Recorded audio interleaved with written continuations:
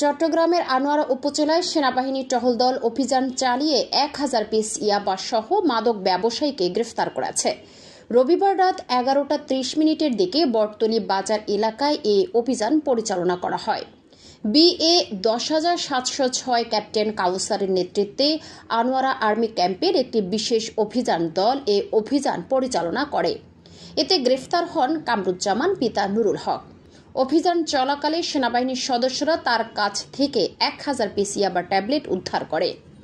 পরবর্তীতে রবিবার রাত আনুমানিক 4টার দিকে তাকে আনোয়ারা থানা পুলিশের কাছে হস্তান্তর করা হয়। উদ্ধারকৃত ইয়াবার আনুমানিক বাজার মূল্য প্রায় 16 লাখ টাকা। পুলিশ সূত্রে জানা গেছে, কামরুজ্জামান পূর্বেও মাদক ব্যবসায় জড়িত ছিলেন। 2020 সালে র্যাব কর্তৃক 40,000 পিস ইয়াবা সহ গ্রেফতার হয়েছিলেন তিনি এবং সে সময় প্রায় 21 মাস কারাভোগ করেন। তার বিরুদ্ধে আনোয়ারা থানায় একাধিক মাদক মামলা রয়েছে বলে জানা গেছে। এ বিষয়ে আনোয়ারা থানার officers in charge OC Mohammad Monir Hossain বলেন, সেনাবাহিনী একজনকে আটক করে আনোয়ারা থানায় হস্তান্তর করেছে।